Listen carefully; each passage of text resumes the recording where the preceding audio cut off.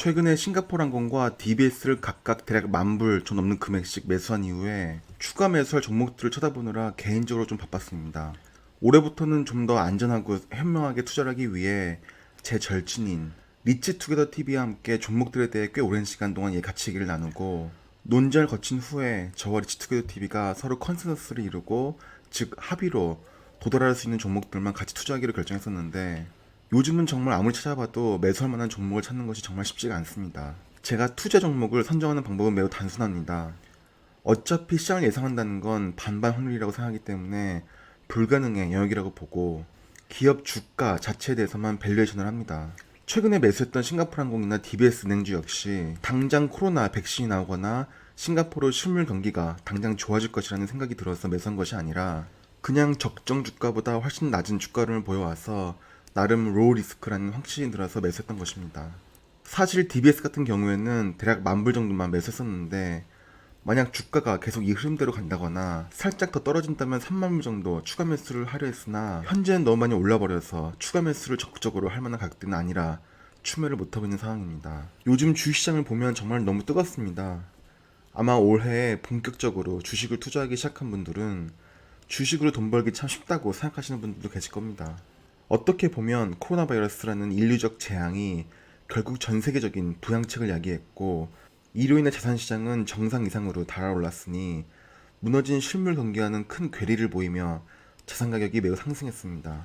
물론 한국의 부동산 자산의 상승은 코로나 때문이라기보다는 그냥 정부의 각종 정책들 때문이긴 하지만 말입니다. 요즘 경제방송이나 팟캐스트를 보면 주식시장이 최소한 내년까지는 그냥 대세 상승이 확실하다는 전문가들의 의견이 팽배합니다. 역사적으로 보면 전문가들이 시장을 맞출 확률이 겨우 50%도 되지 않는데 이번에도 전문가들은 확신에 찬 채 각종 근거들을 제시하며 대세 상승장을 이야기합니다. 역시나 이번에도 국내 증권사들과 언론은 이제 코스피는 3,000을 간다고 얘기하고 있습니다. 코스피가 3,000 간다는 얘기는 사실 2018년도 초반에도 많이 있었습니다. 지금처럼 미국 주식을 열풍적으로 투자하거나 동학개미, 서학개미들이 많지는 않았어도 주식시장이 어느 정도 과열되었던 시기였던 건 확실하게 기억을 합니다. 언론에서 코스피 3,000 간다고 말하자마자 한국 주식시장은 정신없이 무너지기 시작하여 불과 6개월 만에 2,000까지 떨어졌었습니다.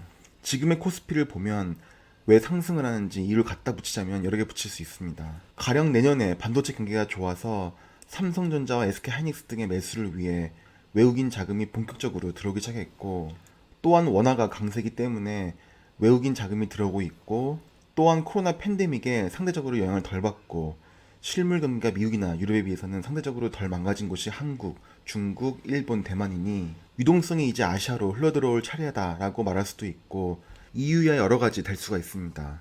하지만 과연 주가가 과연 코스피 사상 최고치를 경신해 가면서까지 좋은 것이 맞는 것인가 생각한다면 솔직히 저는 잘 모르겠습니다. 주식도 그렇고 부동산도 그렇고 비관론자보다는 낙관론자가 항상 돈을 더 잘 번다고 하지만 지금 낙관만 하고 있는 것이 좋은 것인가에 대한 회의감과 우려감이 듭니다. 저는 기본적으로 주식시장에 대한 낙관론이 있기 때문에 그 누구보다 사회 초년생 때부터 열심히 규모를 점점 더 키워가며 주식 투자해왔지만 지금 새로운 종목들을 매수하기 위해 하나하나 들여다보면 정말 매수할 종목을 잘 못 찾을 정도로 좀 회의감이 듭니다. 우선 섹터들을 YTD로 보면 컨슈머 시클리컬과 테크놀로지 섹터가 각각 42% 이상, 38% 이상 오른 걸 볼 수 있습니다. 반면에 에너지 섹터는 34%가량 빠진 걸 볼 수 있습니다. 실제로 산업이 돌아가는 것과 연관이 있는 에너지 섹터는 정말 주가가 많이 빠진 걸 볼 수 있습니다. IMF 웹사이트에서 가장 많이 레퍼런스 되고 있는 월드 이코노믹 아웃룩 리포츠의 내용을 보면 지난 6월에는 전 세계 경기 성장이 마이너스 4.9%의 마이너스 성장이라고 예상했었습니다. 또한 중산층 이하의 사람들에게 더 많이 힘들어지고 극빈율은 1990년대 이후에 최악으로 가고 있다고 얘기하였습니다. 10월 7일에 나온 전망을 봐도 중국 정도나 좀 회복을 하면 했지 다른 나라들은 아직 힘들 것이라는 얘기가 있습니다. IMF 데이터로 가면 거의 무한에 가까운 데이터들을 원하는 지표대로 국가별 또는 글로벌, 지역별로 다 다운로드가 가능한데 가령 G7의 GDP 자료를 다운받아서 엑셀로 정리해보면 향후 경기 전망이 올해보다는 계속 좋아지긴 하지만 가령 미국 같은 경우 GDP를 보면 2022년이 되어서야 2019년 정도 수준으로 경기가 회복한다는 걸 볼 수 있습니다. 물론 이 자료가 모든 경기를 대표한다고 할 수도 없고 IMF의 전망이 절대적으로 맞다고 볼 수는 없지만 그래도 저희 같은 개인 투자자가 합리적으로 예측치를 볼 수 있는 자료입니다. 그런데 주식시장을 보면 너무 좋습니다. 전 세계 주식시장에서 가장 대표적인 지수라고 할 수 있는 S&P 500 지수를 보면 실물 경기가 매우 어두운 상황에서도 전혀 아무렇지도 않다는 듯이 엄청난 상승을 하고 있습니다. 화이자 임상 3상 희소식부터 해서 모더나 아스트라제네카까지 백신 개발 관련 좋은 소식들이 이어지고 있는데 제 생각에는 어쨌거나 베스트 케이스는 백신의 완전한 개발 및 배급으로 인해 코로나 바이러스가 종식되는 것입니다. 물론 쉽진 않을 것 같습니다. 동남아시아, 남아시아, 아프리카 등의 후진국들은 백신 구매를 전혀 못하는 상황이고 미국만 봐도 백신을 안 맞겠다는 비율이 50%나 된다고 합니다. 제가 사는 싱가포르의 이웃나라 인도네시아만 봐도 혼란 그 자체입니다. 인도네시아가 공식적으로 코로나 확진자가 50만 명이 넘었는데 한 가구에서 확진자가 한 명이 나오면 그 가구의 나머지 가족 구성원은 더 이상 코로나 검사도 안 한다고 합니다. 비공식적으로는 100만이 넘었는지 200만이 넘었는지 알 수도 없습니다. 이런 상황에서 정말 코로나가 어떻게 종식될지는 모르겠지만 그럼에도 불구하고 어쨌거나 종식된다고 가정해도 코로나 이전 2019년도로 돌아가는 정도입니다. 코로나 종식되는 것이 글로벌 경기의 황금기를 보장하지도 않다고 생각합니다. 뭐 어쨌거나 주식시장은 엄청난 과열을 내고 있고 Fear and Greed 인덱스는 무려 90일을 가리키고 있습니다. 너도 나도 아무 테크주나 대충 두세 달만 담그고 있으면 수익률 20에서 30%는 우습게 먹는 그런 시장이 현재 주식시장인 것입니다. 이런 상황에서 나만 주식으로 돈을 못 벌면 뒤처지는 건 아닌가 하는 생각에 정말 너도 나도 다 주식시장에 뛰어드는 그런 시장이 현재의 주식시장인 것입니다.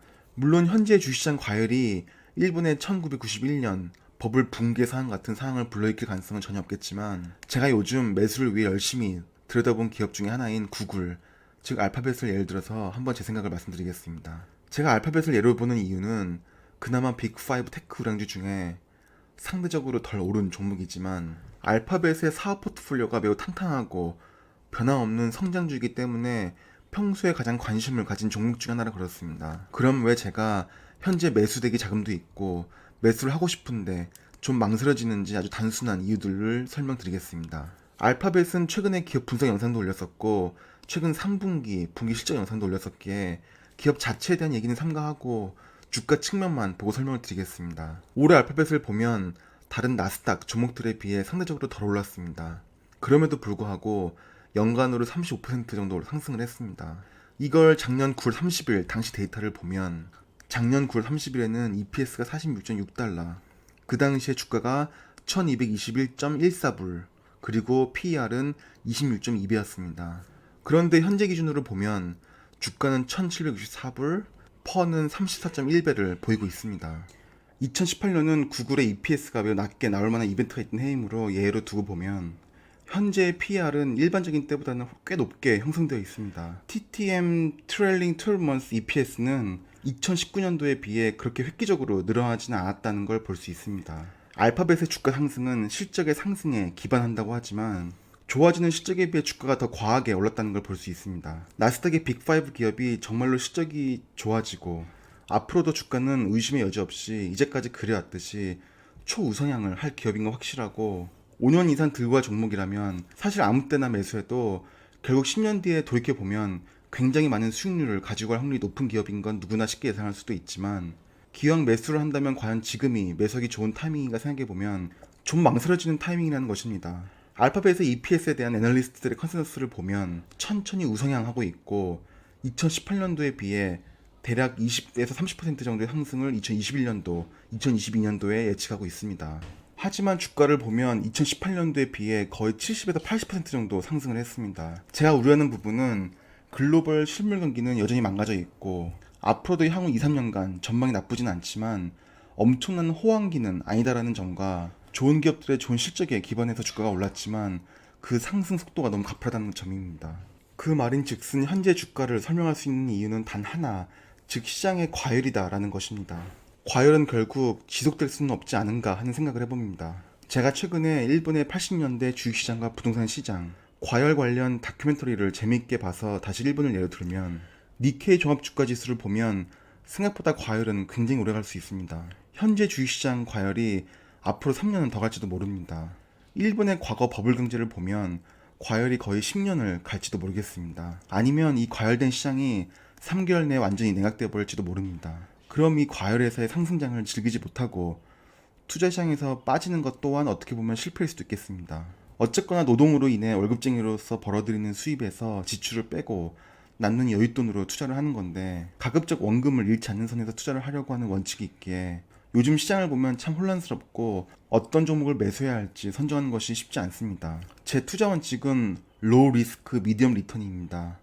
즉 원금 손실은 최소화하고 대신 이익은 최소한 중간 정도는 먹자는 다소 이기적인 투자 원칙을 가지고 있는데, 로우 리스크라 함은 한마디로 변동성이 적은 종목입니다. 최근에 매수한 DBS나 SI의 싱가포르 항공을 보면 이 두 종목의 매수가 제 투자 원칙을 대변한다고 볼 수 있겠습니다. 미디엄 리턴이라 함은 MMF와 같이 크게 의미 없는 정도의 낮은 수익률이 아니고 그래도 연 10% 이상의 수익은 기대한다는 것인데, 보통 매일같이 종목들을 쳐다보면 매수하고 싶은 종목들이 눈에 띄기도 하는데 요즘은 매수할 종목 찾는 게 쉽지 않습니다. 최근에 노던 트러스트 관련 영상을 만들면서 들여다본 뱅크 오브 뉴욕 멜론 같은 금융주가 좀 괜찮아 보이다가도 혹시 미국에 강한 조정장이 오면 금융 관련주도 덩달아 심하게 빠질 수 있기 때문에 망설여지고 참 고민이 많습니다. 이번 영상은 요즘 제가 매수 종목 선정을 하면서 하게 된 여러 생각들, 푸념들, 그리고 애로사항들을 전반적으로 자유롭게 그리고 진솔하게 풀어놓는 영상이 되었습니다. 어쨌든 지속적으로 고민을 해봐야겠습니다.